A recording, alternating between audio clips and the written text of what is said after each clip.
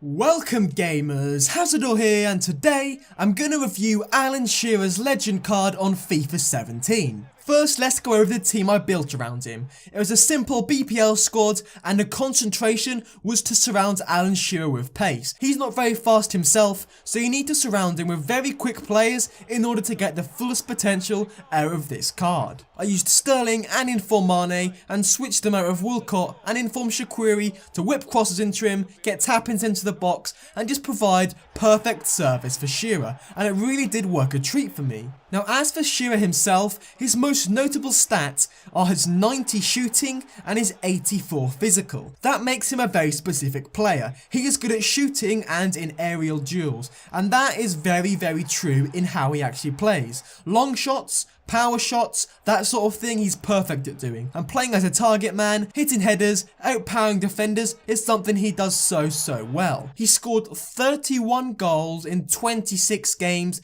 which is pretty incredible. He also chipped in with 9 assists, which also helps me out along the way, and his goal scoring record was just unbelievable for me. If I would have played about 100 games, I think he would have scored about 120 for me. He really was that good, and especially for 400,000 coins, that is quite a good price for a legend, especially considering he's 89 rated, and probably the best English striker you can get on the game. High medium work rates worked very well for me. 3-star isn't perfect, but you know, you can deal with it. The pace is the first thing you look at when you see his card, and it makes you think, actually I don't know if I'm going to try this guy out. He seems very slow, and in game he is very slow, don't get me wrong. If you're looking to outpace defenders, don't buy Shearer. He is so slow. Not only is he slow, he's really bad at dribbling as well. 76 dribbling for a striker, an 89 rated striker is absolutely awful. But to be honest, I didn't find his pace to be a massive issue. I surrounded him by quick players, as I've said I've already done, and it was just simply solved like that. Play quick wingers, or play him next to a quick striker, someone like Marcus Rashford, to get past defenders so he can finish off the chances himself. One of the things I found with Alan Shearer that I didn't really like was that he did have quite inconsistent performances for me.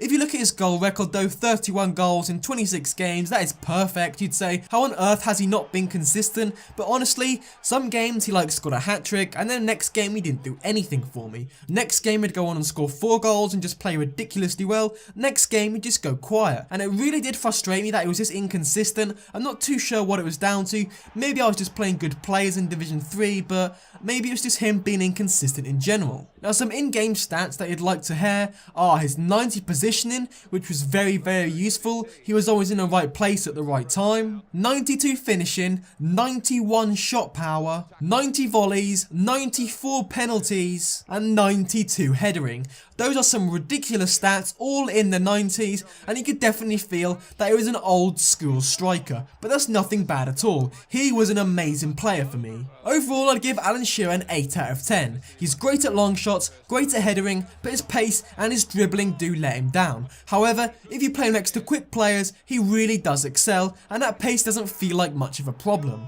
For 400k, you can't really get any better legends at striker than Alan Shearer. But anyway guys, thank you for watching.